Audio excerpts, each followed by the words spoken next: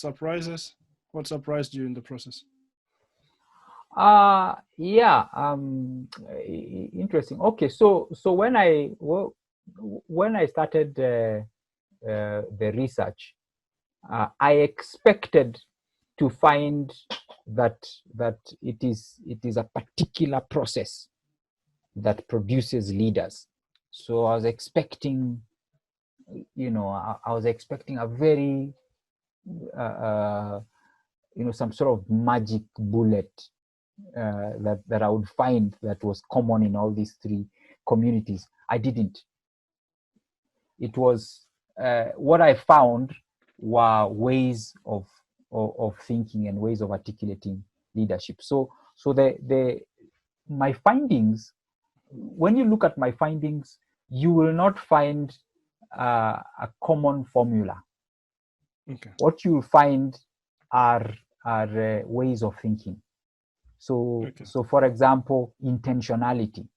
So intentionality, there was intentionality in all the three different churches, but how the intentionality played out was different in all of them. So that was surprising for me. I was surprised by the power of relationships to produce leaders. That surprised me. I went in expecting to find a process or find a particular curriculum. I was surprised. I shouldn't be surprised as an African because everything is relational here. Sure. But I was surprised as a researcher because it just became clear. Out of the I think almost 30 people that I interviewed, out of all of them, 100% of them depended on a particular relationship or set of relationships that brought them to be who they are and where they are and the kind of leaders that they are. And by relationships, what are you talking about? I'm talking about intentional leadership, mentorship relationships. Okay, so this is not blood relationships that you're talking about. No, it's not no. I'm not talking about kinship. I'm talking about I'm Okay. talking about mentorship relationships. Okay, all right. So and it's interesting that you mentioned that. I mean, many of them, a number of them had kinship relationships, which acted as mentor relationships, but that was in the minority. Many of them became the leaders that they are, who are looked up to in society and who have brought up other leaders across ethnic lines, across sometimes even across denominational lines. People who demonstrated what I'm talking about, intentionality. Sure. So I'll give you an example. I'll give you the example of one of the people, Pastor Andy Mboro. Andy Mboro, I think he now lives in the UK. I think as a church planter, studying at the Oxford Center for Mission Studies. He very interesting. He was intentionally discipled by Albert Outa. They're from different. Which denomination is this? This is Nairobi Chapel now. I'm talking about. Okay. Andy Mboro, Nairobi Chapel. Sure. Andy Mboro, mentored by Albert Outa. Mm-hmm. Albert Outa, different ethnic group, different generation. He's no contact in college. They met together in Nairobi when Andy Mboro is a young man, and he's mentored, he's prayed into ministry, literally, and they spend time together, they live together with him. Now, Albert Outa is mentored by Janet Mutinda. And again, different ethnic group, different contact, different generation. Again, they live in different cities. They meet together at this church. Intentional mentorship happens, and Albert Outa is brought into ministry and prayed into ministry by Janet Mutinda. Different gender, Wow. This is someone else.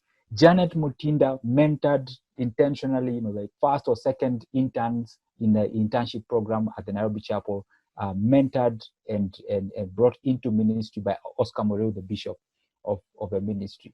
So 4 generations, four generations. And so for me, that intentionality of relationships, and I see it in all the different churches, and it starts with a leader of integrity sort of producing other leaders of integrity after them, with very high standards, and a very strong intentionality and pastoral concern over the leaders. So that for me was a surprise. It was a surprise. You talk about intentionality. Yeah. As one of your key findings. Yeah, as one of my key findings. What are the other findings? Yeah, so one was intentionality. The other one was relationships. Another one that I found, which was something I expected to find, was a structure. So an organizational structure, both constitutional and in terms of management structure, that facilitates leadership development.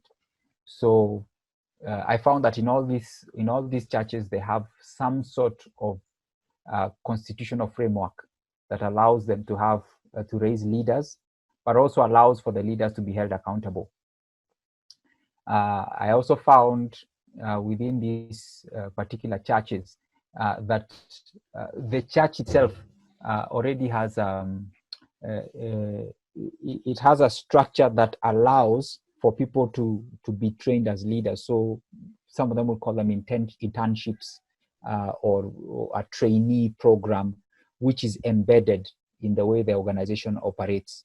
So a leader is expected, or let me say the church is expected to raise a generation of interns who are then trained into ministry. Okay. And as after they're trained for some time, some of them will go back into to do other professions, and then some of them will stay on for ministry. So that was one of the other findings within the programs, within the internship programs. I found that they were not laissez-faire.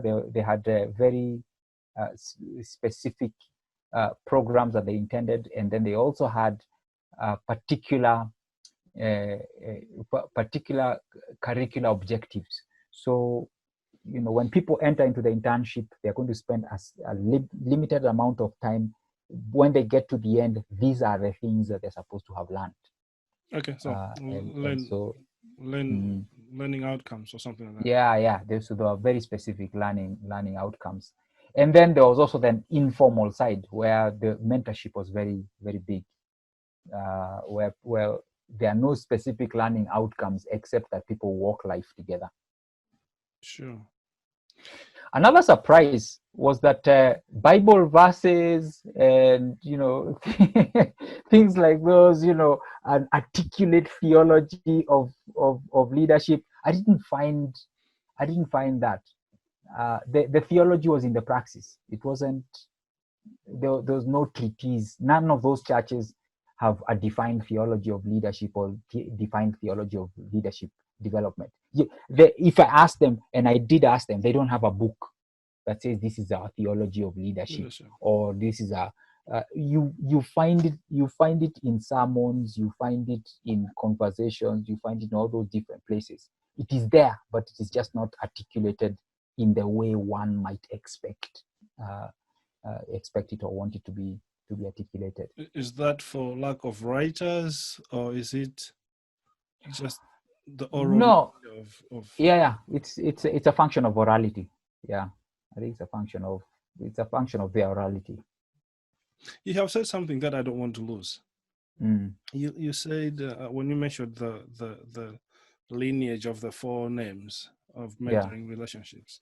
Yeah. You said they've been prayed into the ministry. Yes. Prayed into the ministry. Yeah. Can you say something about that? Yeah. That's Now that you mention it, I think that's an in-house term, eh? But I noticed that it's an in-house, it's a Pentecostal term, which have grown up in, and pardon me for assuming on that one. But I noticed that it was something that was common in each of these, and that is that the leader who is mentoring a next generation person has a certain measure of intentionality in terms of exercising their own faith for God to raise up leaders. And so the leader considers it their responsibility to ask God for leaders for the movement.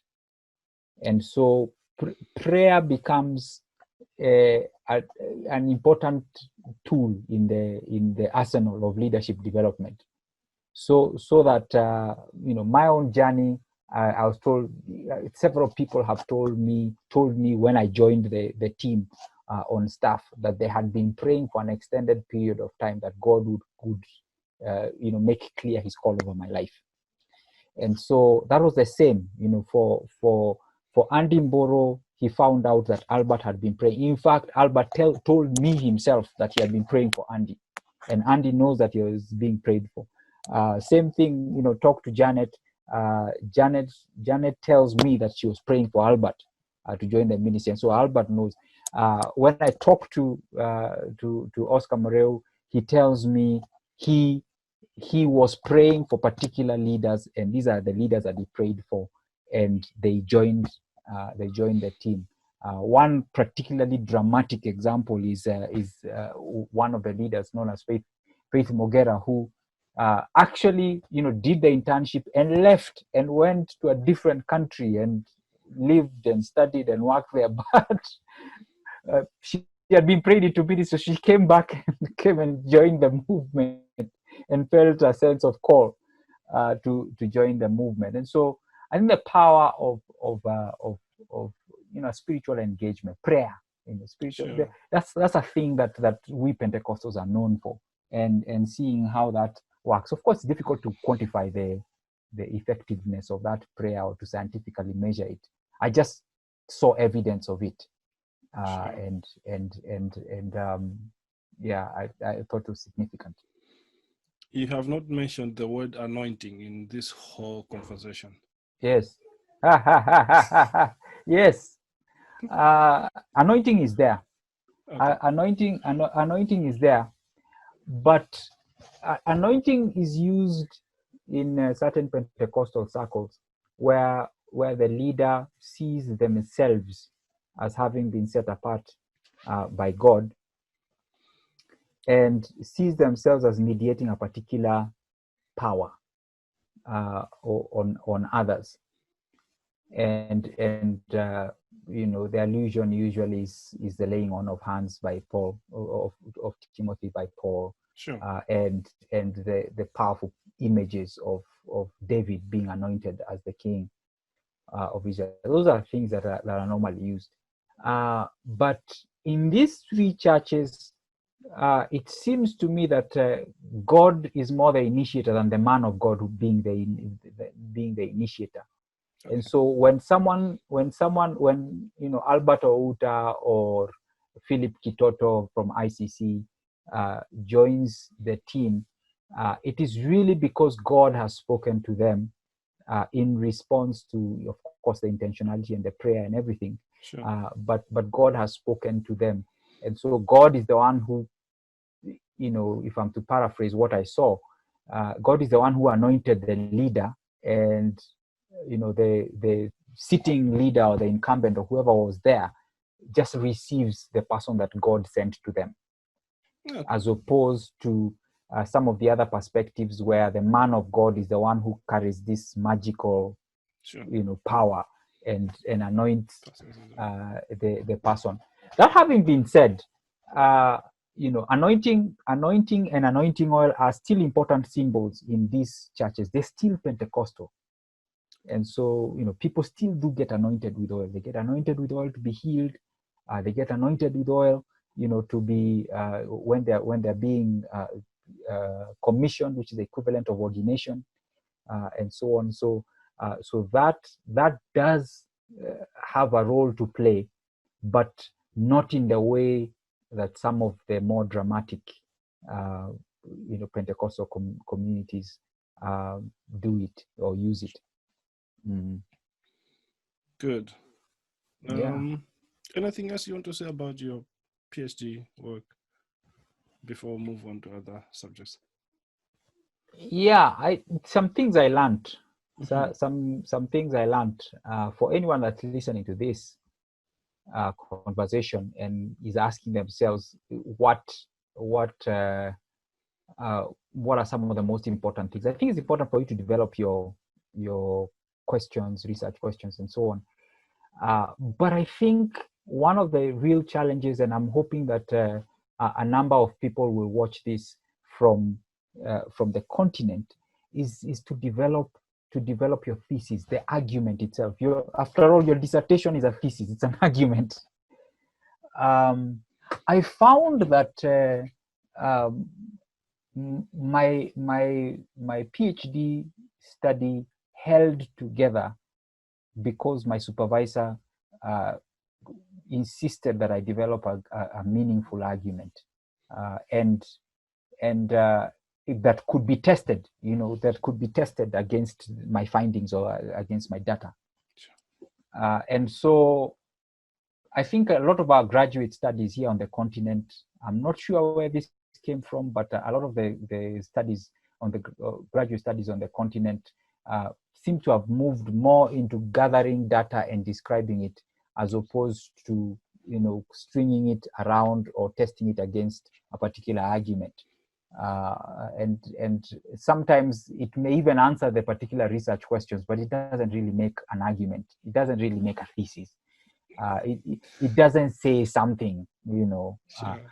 And maybe I don't know what that is a function of, but I found that I was able to develop some sort of an argument. In retrospect, I think it could have been a sharper argument. I think I could have done a better job. The thesis passed, and when I read it, I think I did make an argument. It was tested by a scholar coming from outside, and it was found to have passed. But I think anyone listening to this must pay attention to that. And there are good resources out there. One of the really good resources is The Craft of Research by Colomb et al. And that's a good book. A second thing is that and this one I didn't do a very good job of, because my thesis had my slice of the thesis was a bit wider than it could have been. It wasn't very, very narrow. And this is that as you write your thesis, write it to pass your thesis, but remember that you could do a book out of it. So write it knowing that there's a book that would come, after that. And so mine didn't lend itself easily to publishing after. And so because I was dealing with Pentecostalism, I was dealing with the history of Pentecostalism, I was dealing with leadership, I was dealing with leadership development. And so for me to write a meaningful book, I need to pick on one of those. And that's a lot of work. But anyone writing a PhD, and I think there are places in Europe that do this very well, write your thesis in such a way that it can be published. And that is very important. I want to say that's very important. I'm seeing a lot more of that now. I'm seeing some people who are now publishing their thesis from the continent, and that's good. Brilliant. Yeah. Okay, and that's a good way to begin to talk about the African Theological Network Press. Yes. Yeah. So African Theological Network Press is an old thought. Something that, well, maybe not that old, but maybe 7 years has been in the works, thinking through what does it mean for Africans to produce high quality theological African material, scholarly material on the continent for Africans, driven by an African agenda, accessible across the continent at affordable prices. And so ATNP brings together all those desires and the vision painted by those desires into fruition. It started in earnest in March of 2018, so we're just now 2 years old, starting our third year. And I was invited into the conversation at around that time, towards the end of 2017 into 2018, and it's something that resonated with what what I've always thought about scholarship on the continent, theological scholarship on the continent, having been involved with a publishing initiative, Acton Publishers, which primarily publishes theological and academic books for East Africa. And what drew me to ATNP was its Africa-wide vision. And so ATNP has a perspective of the continent, not just one region. And it sees itself as a network publisher working with communities. The ATNP itself is a coming together of 4 organizations. It's a coming together of ACI, Akrofi Christolite Institute, a graduate school, graduate theological school in Ghana, Missio Africanas, coming out of the UK, and diaspora empowerment, and then we have the Jesuit Historical Institute in Africa, which is a historical research institute coming out of Nairobi, and SPCK, which is one of the oldest Christian publishers in the world.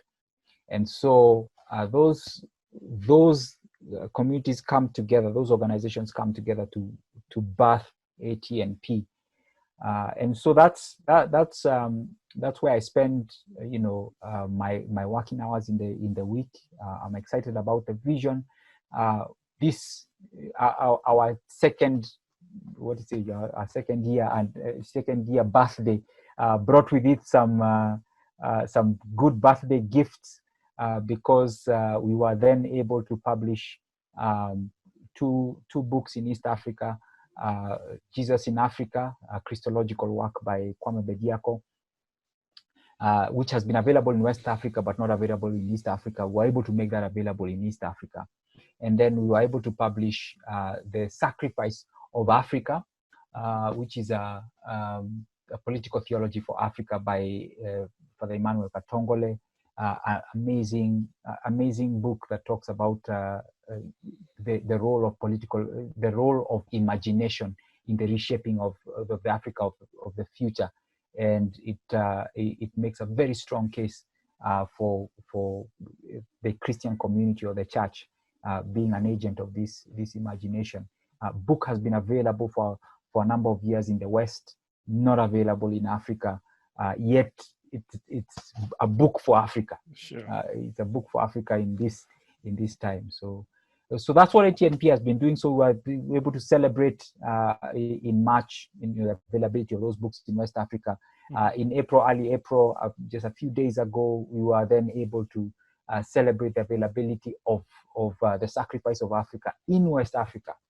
And so that book now is available. As soon as the COVID-19 restrictions are lifted, the book will now be available for people to purchase it in Ghana. To the best of my knowledge, I don't know that there's any book.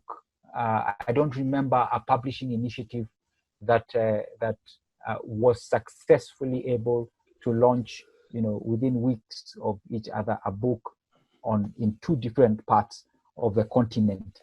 Sure.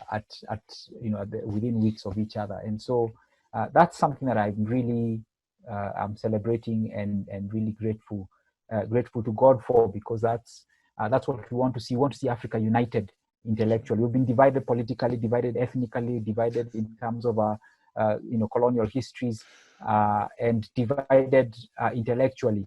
And I'm hoping that theology can take the lead in uniting Africa back again, sure. In terms of our intellectual engagement. And if somebody is watching this and wondering how they can bring their manuscript to be looked at ATNP, what's the process? Yeah. Okay. That's a very good question. Very, very good question.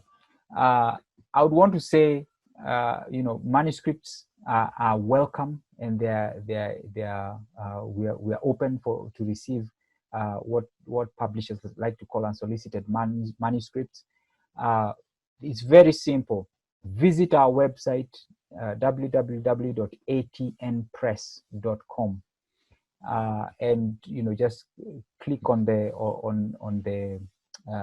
author section, and then you immediately be able to get the information that you need to hand in your manuscript.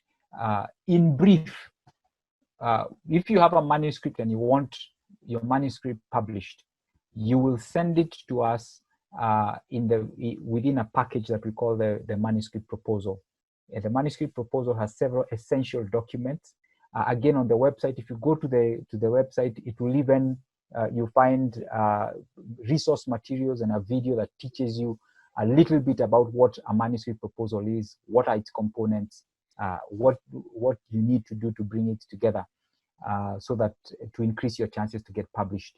And so, but basically, you put together a manuscript proposal which tells us about you, it tells us about your manuscript, and it tells us about how your manuscript then will contribute to knowledge. Can you name any 3 African theologians that have shaped your theological world? Yeah, I think there are many. There are more than 3, but I'm gonna have to limit this to the 3. So, number 1, Lamin Sane, the late Lamin Sane. He didn't necessarily see himself as a theologian, but he was a theologian.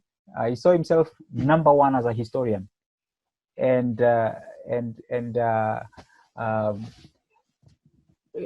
his articulation of the concept of translation, not literary translation, but the concept of translating the gospel into a community or a society, together with Andrew Waltz. Of course, for me, those are foundational building blocks of anything the foundation building blocks of my PhD thesis, the book that I'm writing or the book that would be released sometime soon on African urban Pentecostalism. Translation is central to that. Number 2, Ogbukalu. Okay. Ogbukalu, another historian. Ogbukalu described African Pentecostalism in terms that I found very helpful. And this is in his book on African Pentecostalism, or? Yes, yeah, African Pentecostalism, an introduction. Sure. And then several of his other works are both written and edited. African Christianity and African Story. It's a big volume in which he wrote a number of papers inside there. Some of them historical, some of them contemporary, and he had a very what I felt was a very balanced and very helpful reflection on what African Pentecostalism looks like, and actually what it is. He described it, and I feel that he did that in terms that were both historical and theological in my view. A lot of his writing will reflect on the theology of the movement in relation to its history. And that, of course, other people picked up after that, Nini Wariboko and people like Kwabena Samoa Jadu and others, Sefa Somenyo and so on, and even others like Philomena Mwaura from East Africa, who have been writing on Pentecostalism as well. And Philomena is also a theologian, so she also gives some good perspectives and includes gender perspectives in that. So Ogbukalu. And number 3, I don't think the list would even start or be complete without the late John Beatty. John Beatty frames categories categories for us to begin to reflect on about religion in Africa, and I think that his contribution is very important, because when you read his book, for example, African philosophy, African religions and philosophy, when you read some of his subsequent works, what you're going to find is that he did not constrain himself to the categories of theological categories of the traditions that he was trained in. And so in his book, you'll find a section on family, and so family doesn't generally feature in systematic theology books. Family and how family plays itself out in terms of religion, the metaphysical, the real world, the unseen world, the benevolent spirits, the malevolent spirits, all of that, those categories I find, and that way of thinking, I find very, very useful in beginning to frame even our descriptions of what we are seeing in Christianity in Africa today. And I think he started the job, and it's up to us to continue. So those are your 3, but I'm going to give you a bonus. I'm going to have to add a 4th one. Sure. Because this one is an important one, because the contribution of my theological, contribution of this man's theological thinking goes way beyond just his writing, and that's my dad. Sure. And so for my dad, I think I normally say I don't go to my dad for his writing in the 1980s and 1970s about African culture and religion. I think at the time he was writing, there are others who articulated the issues. I think he made his contribution there, but I think his biggest contribution is in what we now call the theology of reconstruction. And as I see it, his argument was that Africa needed to begin to find a new way to think about Christianity, to think about religion in a post Iron Curtain world. And I think I think what he was trying to say is that we must begin to think differently about religion outside of the categories that have already been laid for us, and in terms of our present context. So that's what I'm going to. And then of course he gave birth to me, and I grew up with the books, and so I read all those books. I read his thesis, and so his Wittgenstein books, his Immanuel Kant books, and all of that, did something. Did something to me. Yeah. Oh, brilliant. Anything else that you would want to say? Let's see. Younger African theologians, or younger, what would I tell them? Yes. I think so this is my thinking. If you're listening to this and you listen to any other of these podcasts or any other of these video presentations, and you are of the kind that is able to make sense to them, God has given you, let me use the Pentecostal term, the anointing to make sense of the conversation that we're having here. That anointing should not be wasted on looking for, I don't know, to get ahead in life and all of that. I think that's important. We do have existential concerns, but if you're listening to this and you're in the middle of a PhD, when you finish that PhD, you owe it to the continent. You owe it to the continent to produce something that will advance knowledge for the next generation. Our continent is at an inflection point, And we're going to need, theologians, Christian theologians, from our persuasion, because for many of us, we have a persuasion where we believe in the supremacy of Christ. We have an evangelical approach or worldview. We have an epistemology that is not skeptical towards religion, and it has been proven through church history, in my view, that religion is an important component in scholarship. Look at Islam, look at Christianity, look at Eastern religion, look at Confucianism.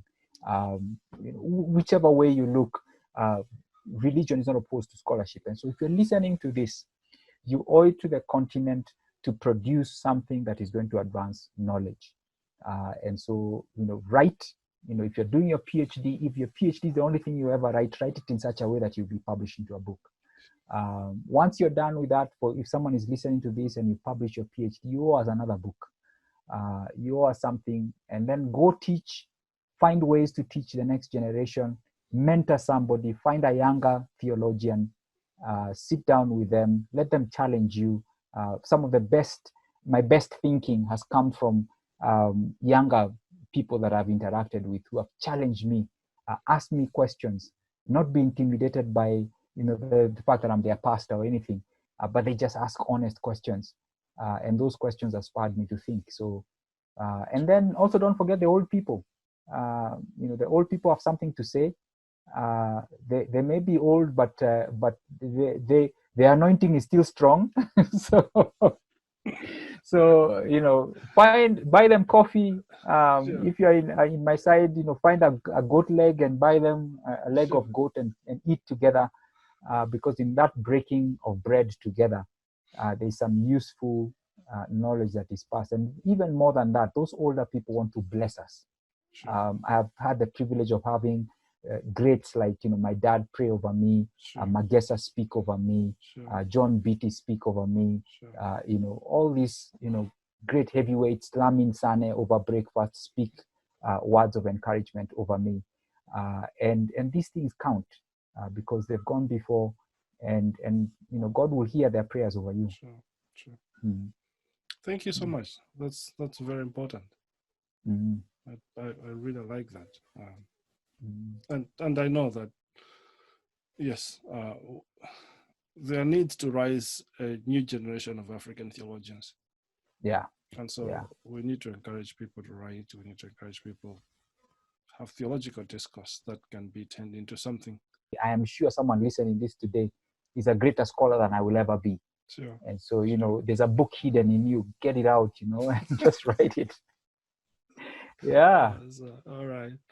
Thank you so much. Thank you.